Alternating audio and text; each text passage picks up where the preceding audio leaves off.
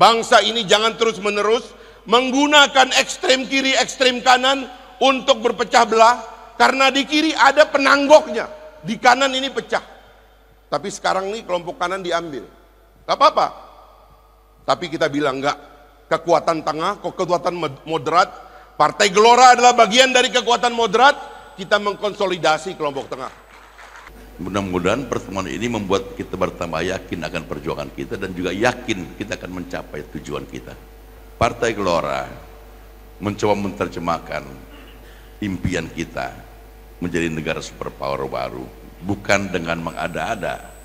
Jadi kalau kita ingin menebarkan rahmat kepada seluruh dunia, kebetulan Indonesia ini adalah negara Islam terbesar, maka yang paling mungkin melakukannya itu adalah jika kita menjadikan Indonesia sebagai negara superpower.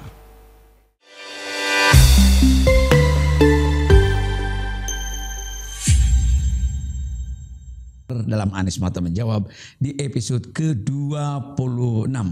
Sehat selalu kita semuanya, insya Allah. Nah, kali ini di episode ke-26 ini kembali akan menayangkan tentang pidatonya Pak Anies Mata di berbagai tempat, khususnya di Jawa Barat, dan kali ini di daerah Bekasi atau Kabupaten dan Kota Bekasi serta Purwakarta dan Karawang, dihadiri oleh para tokoh masyarakat dan para alim ulama. Tema yang akan menjadi topik penyampaian Pak Anies diantaranya adalah bagaimana Partai Gelora ini menjadi salah satu representasi di dalam koalisi keumatan. Itu yang pertama. Yang kedua dalam pidatonya adalah bagaimana kita merubah politik populasi atau politik kerumunan banyak orang menjadi sebuah kekuatan. Jangan cuma bangga karena kita mayoritas, tapi dengan mindset yang minoritas. Ini masalah. Nah, untuk itulah kembali bahwa Partai Gelora ingin merubahnya menjadi sebuah kekuatan dari hanya jumlah ataupun populasi yang tinggi. Dan yang ketiga adalah bagaimana Al-Quran dan hadis ini harus menjadi rujukan di dalam pembuatan kebijakan demi kemajuan keumatan, berbangsa dan bernegara. Selamat mengikuti. Assalamualaikum warahmatullahi wabarakatuh. Bapak-bapak dan ibu-ibu sekalian, saya ingin menjelaskan pada kesempatan ini apa yang mengilhami Partai Gelora membawa cita-cita menjadikan Indonesia sebagai negara superpower baru.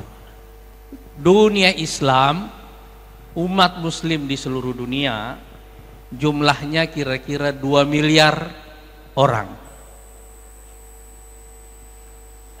tersebar di seluruh benua di seluruh dunia saat ini, tapi diantaranya yang paling besar adalah Indonesia.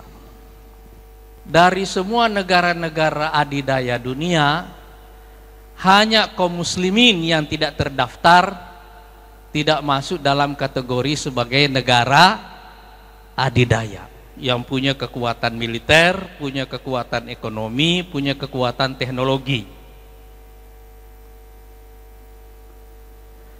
Padahal kalau kita lihat seluruh sumber daya alam, katakanlah minyak misalnya, yang beredar di seluruh dunia sekarang ini, itu sebagian besarnya ada di negara-negara Islam. Kita tanya sumber daya alam yang lain seperti nikel, itu juga ada di negara-negara Islam. Kita tanya emas, itu juga ada di negara-negara Islam. Kenapa Allah memberikan kita karunia yang begitu banyak, tapi kita tidak menjadi bangsa yang memimpin dunia saat ini? Bahkan masih ada saudara kita yang saat ini masih dijajah, yaitu Palestina, dan hari ini terus-menerus dibantai di depan mata kita semuanya. Yang mengilhami kami itu adalah karena Allah Subhanahu wa ta'ala menurunkan surat Ar-Rum di dalam Al-Quran yang bercerita tentang Persia dan Romawi kepada kaum muslimin waktu masa kenabian Rasulullah Sallallahu Alaihi Wasallam baru 7 tahun. Jadi surat Ar-Rum itu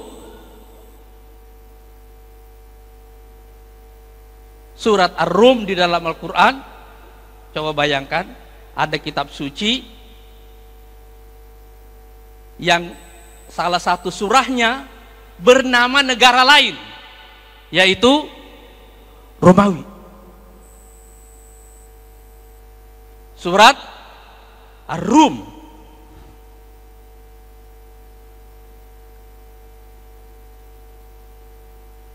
Itu diturunkan pada tahun ke-7 masa kenabian.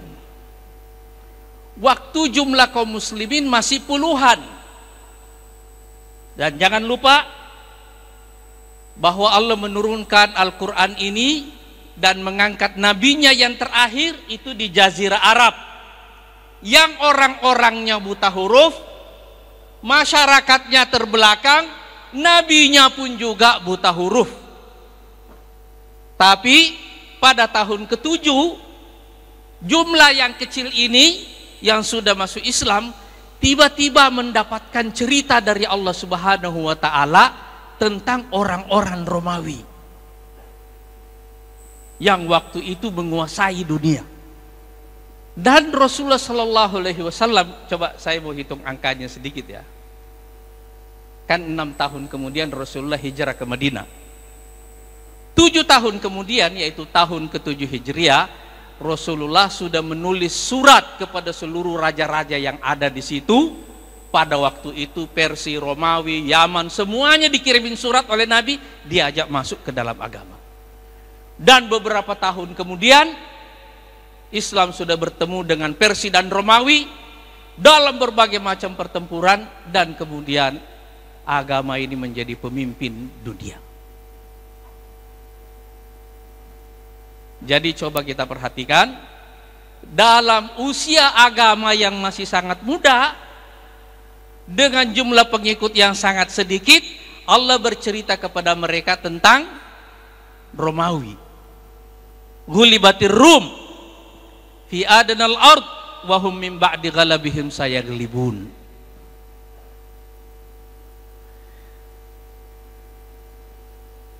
Jadi kaum muslimin ini sudah diingatkan bahwa nanti perjalanan sejarahmu di masa yang akan datang pasti akan bertemu dengan Persia dan Romawi. Kenapa? Karena Allah mengutus nabinya Muhammad sallallahu alaihi wasallam untuk menjadi rahmat bagi seluruh umat manusia, walaupun diutusnya dari Jazirah Arab.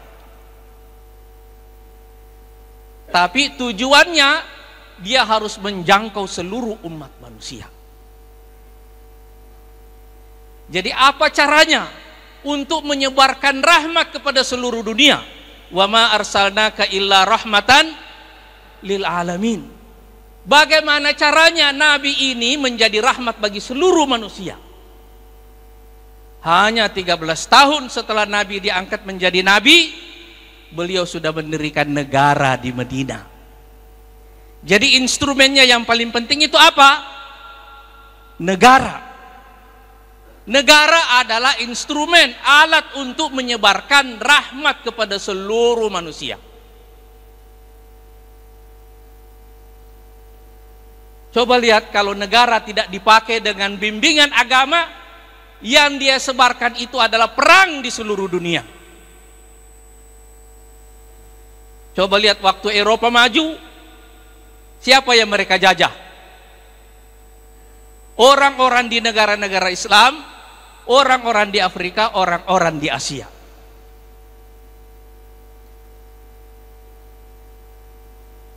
Jadi Rasulullah mendirikan negara di Madinah ini sebagai instrumen untuk menyebarkan rahmat kepada seluruh dunia.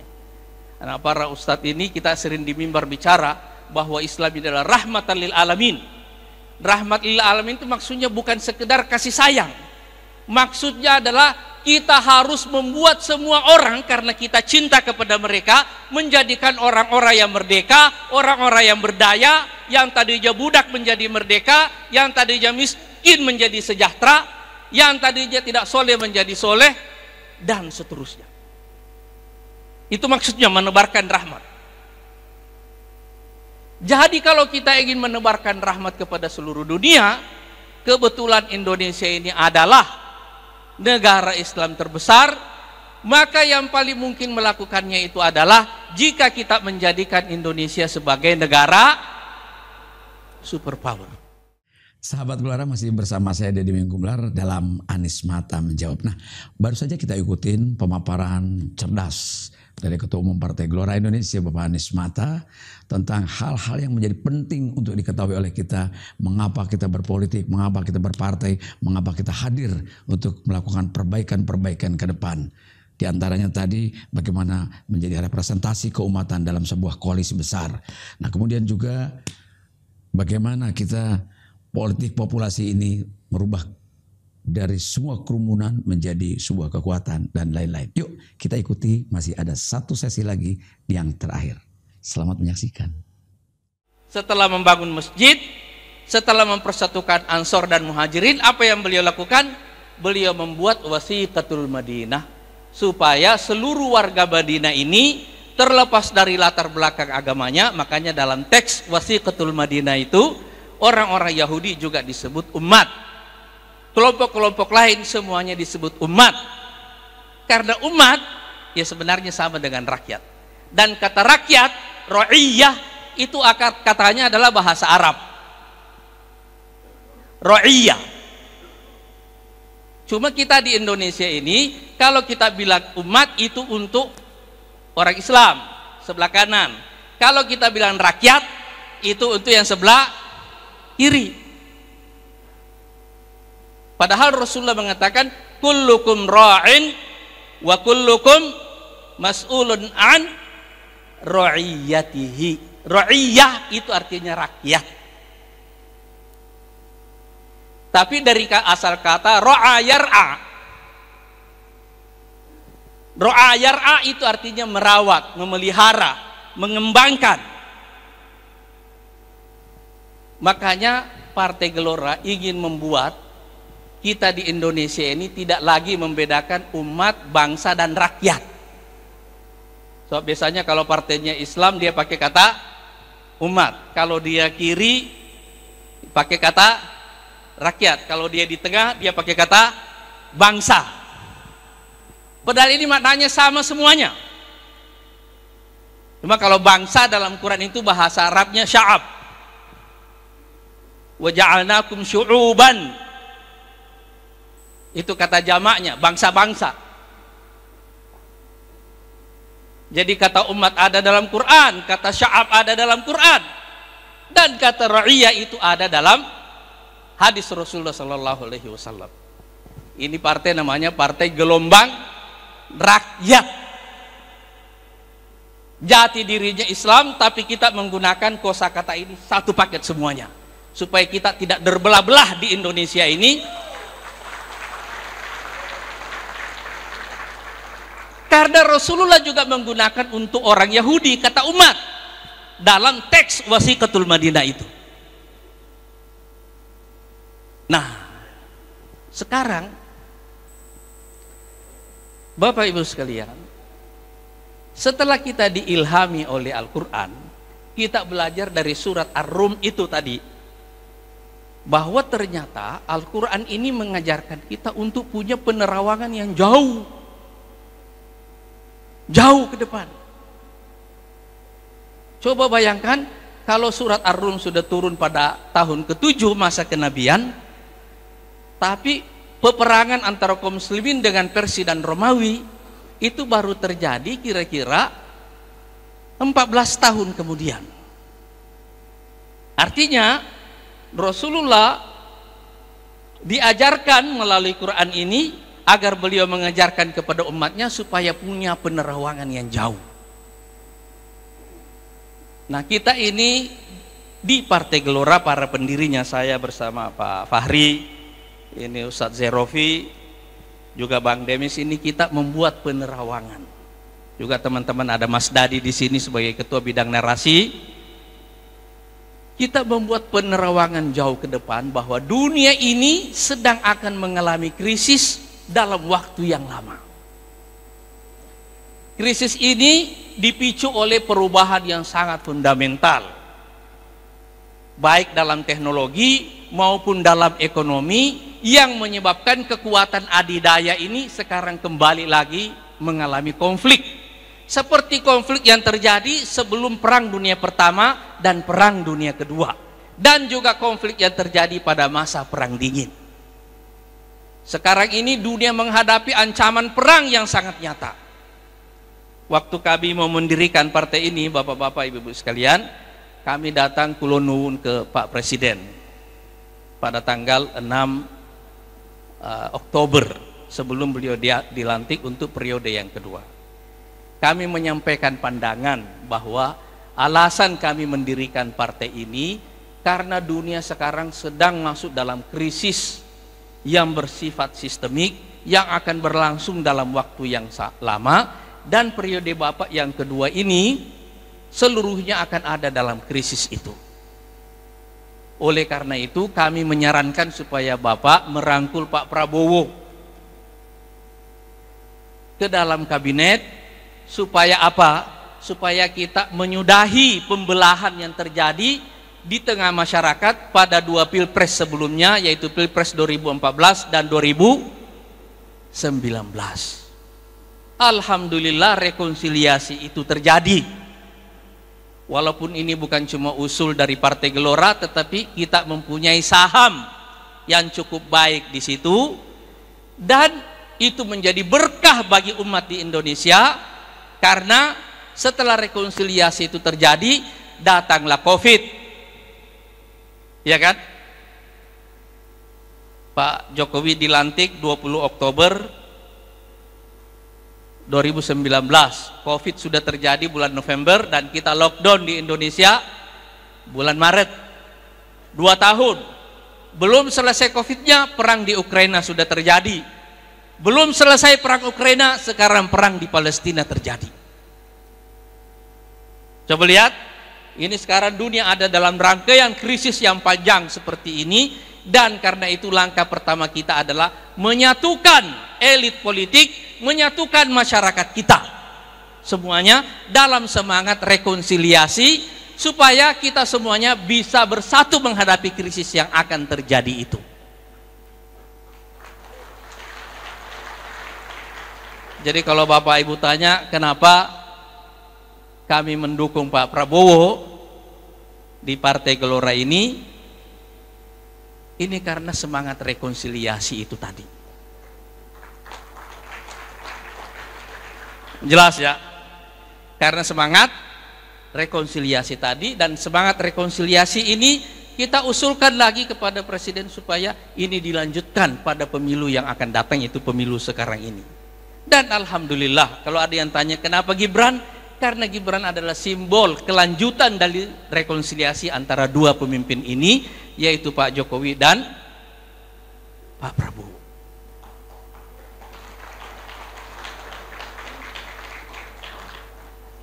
Itu semangatnya. Kenapa semangat rekonsiliasi? Karena dunia sedang menghadapi krisis yang sangat besar. Dan krisis ini masih akan lama. Insya Allah kalau Pak Prabowo dan Mas Gibran itu nanti ditakdirkan menjadi presiden dan wakil presiden, dan Partai Gelora juga masuk ke Senayan, saya ingin mengatakan bahwa tahun 2024 dan tahun-tahun sesudahnya akan jauh lebih sulit daripada tahun-tahun yang sekarang ini sudah kita alami. Tapi di semua tengah krisis ini, di tengah krisis ini semuanya juga ada peluang. Karena konflik antar negara adidaya itu pasti akan melemahkan mereka, dan pada waktu yang sama itu akan menjadi peluang bagi munculnya kekuatan adidaya yang baru. Begitulah cara kita berpikir di Partai Gelora, bahwa konflik supremasi yang sedang terjadi ini seharusnya oleh pemimpin Indonesia, oleh elit-elit politik Indonesia dijadikan sebagai peluang untuk menjadikan Indonesia masuk di dalam lingkaran kekuatan utama dunia.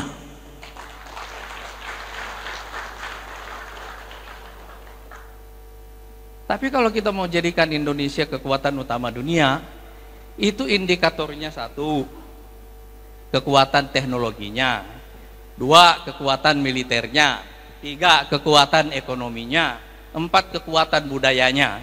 4 poin ini semuanya kalau mau disimpul-simpulkan intinya itu satu, yaitu manusia.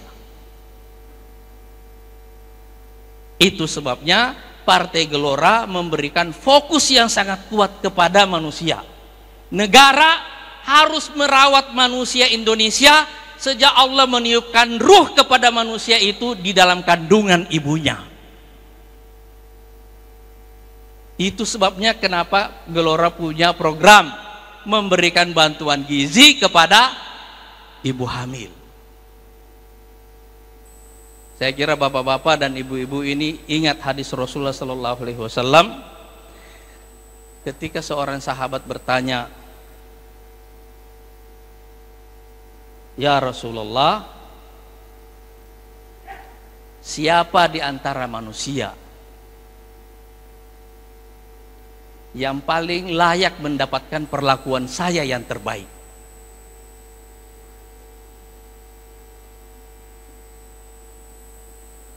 Itu pertanyaannya. Man ahaqqun nasi bihusni sahabati ya Rasulullah. Kata Rasulullah, ummuk, ibumu. Tsumma man? Kemudian siapa? Ummuk. Tsumma man? Kemudian siapa? Ummuk. Jadi Rasulullah mengulangi ibumu 3 kali. Supaya kita mengerti bahwa dalam agama kita ini ibu itu adalah sentral, berada di posisi pusat di dalam masyarakat yang paling harus diberikan perlakuan terbaik oleh kita semuanya.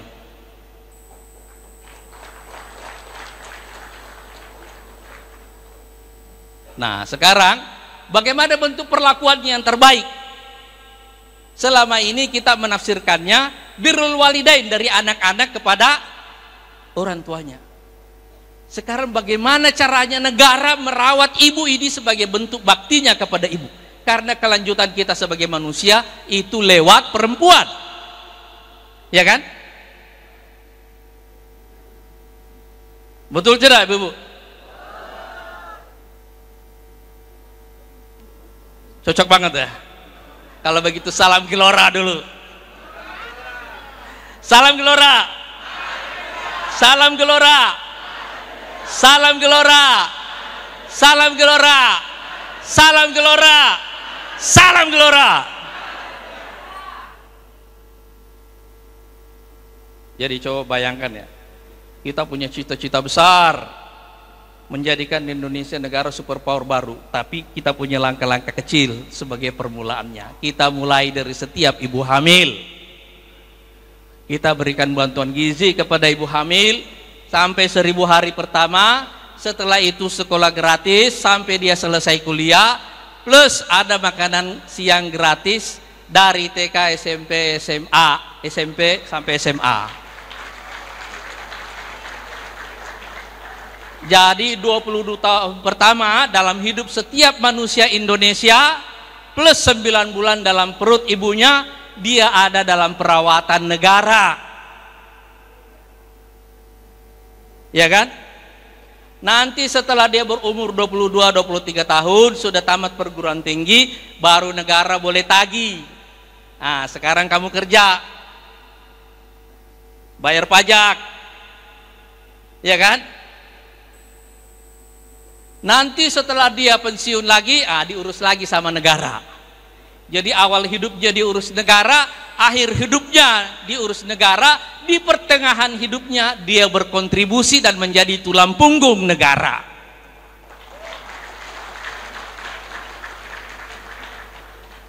Kenapa kita mau memberikan pendidikan gratis sampai 16 tahun? Karena kata Rasulullah Sallallahu Alaihi Wasallam, talabul ilmi faridatun ala kulli muslim. Jadi coba lihat, ada perintah menuntut ilmu, itu perintah agama, dan kata ilmu di dalam Al-Quran, al-ilmu bitasrifatihi, itu semua kata ilmu dalam berbagai bentuk tasrifnya, bentuk perubahan morfologisnya dalam Quran itu lebih diulang-ulangi oleh Allah Subhanahu wa taala lebih dari 750 kali. Coba bayangkan, untuk menunjukkan pentingnya ilmu itu. Dan dengan ilmu inilah masyarakat Arab yang buta huruf bisa menjadi pemimpin-pemimpin dunia.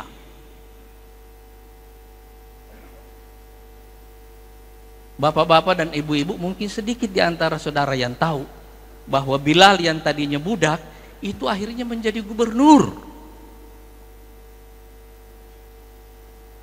Jadi kalau kita di Partai Gelora ini banyak calegnya kaum mustadhafin. Karena kita percaya juga kepada janji Allah, wa nuridu an namunna 'alal ladzina istud'ifu fil ard wa naj'alahum a'immatan wa naj'alahumul warithin wa numakkina lahum fil ard. Kami ingin memberikan karunia kepada orang-orang yang tidak berdaya di muka bumi, kaum mustadhafin, dan kami jadikan mereka sebagai pemimpin-pemimpin, dan kami jadikan mereka sebagai pewaris bumi, dan kami kuatkan posisinya di muka bumi. Itu janji Allah. Dan Rasulullah mengatakan, innama tunsaruna wa turzaquna bi du'afaikum. Sesungguhnya kalian akan diberikan pertolongan dan rezeki dengan kaum du'afa yang ada di antara kalian. Jadi tugas agama itu memberdayakan orang. Tapi apa alat pemberdayaannya? Ilmu pengetahuan. Ilmu yang membuat orang itu berdaya. Ilmu yang membuat kita bisa melawan dan memutus mata rantai kemiskinan, mata rantai kebodohan, dan penyakit yang beredar di masyarakat kita ini. Sebagian besarnya itu juga karena masalah orang-orang tidak berpengetahuan. Iya kan? Makanya agama ini ingin mengubah masyarakat menjadi masyarakat yang berpengetahuan. Nah, sekarang saya tanya bapak-bapak dan ibu-ibu sekalian, apakah sudah benar Partai Gelora sekarang mengubah ayat-ayat ini, hadis-hadis ini menjadi kebijakan negara nanti kalau Partai Gelora menang? Betul tidak? Betul tidak? Betul? Betul tidak? Sekarang yakin dengan perjuangan Partai Gelora? Beginilah cara kita memperjuangkan agama. Kita bukan hanya meneriakkan agama di mimbar-mimbar, di masjid-masjid. Itu betul, itu bagus, harus. Tapi yang lebih penting dari itu, kita harus mengubah ayat-ayat Quran, hadis-hadis Nabi ini menjadi kebijakan ekonomi, politik, keamanan negara. Bagaimana caranya? Bagaimana caranya? Bagaimana caranya? Menangkan Partai Gelora. Bagaimana caranya? Menangkan Partai Gelora. Salam Gelora. Salam Gelora. Semangat Indonesia. Salam Gelora. Semangat Indonesia. Salam Gelora. Semangat Indonesia. Salam Gelora. Semangat Indonesia. Salam Gelora. Semangat Indonesia. Salam Gelora. Semangat Indonesia. Nah, saya mau minta nanti insya Allah Pak Fahri, Waketum kita ini orang top yang ada di Partai Gelora, ini menjelaskan lebih jauh apa yang saya sampaikan ini. Saya karena backgroundnya orang syariah, jadi saya bicara ayat-ayat lebih banyak. Karena ayat-ayatnya juga bicara geopolitik, saya juga bicara geopolitik tambahan. Tapi bagaimana cara mengubahnya jadi kebijakan? Nah, beliau pernah menjadi wakil ketua DPR. Saya juga pernah menjadi wakil ketua DPR dan beliau setelah saya, tapi beliau ini bidang kesra, kesejahteraan. Kalau saya dulu bidang keuangan. Nah, cuma beliau ini bidang kesra. Jadi beliau lebih mengerti bagaimana mengubahnya supaya bapak-bapak ibu lebih yakin lagi kenapa kita harus memenangkan Partai Gelora. Assalamualaikum warahmatullahi wabarakatuh. Sahabat Gelora, baru saja Pak Anies Mata menyampaikan dan memaparkan apa yang dalam pikirannya untuk bisa membangun bangsa melalui Partai Gelora Indonesia. Semoga Anda terus menyaksikan dari episode ke episode, kemudian juga tayangan-tayangan yang berikutnya, dan tentu dalam Anies Mata Menjawab. Terima kasih atas perhatiannya dan mohon maaf kalau ada hal-hal yang kurang berkenan. Saya dari Minggu Melar. Assalamualaikum warahmatullahi wabarakatuh. Salam Gelora, semangat Indonesia.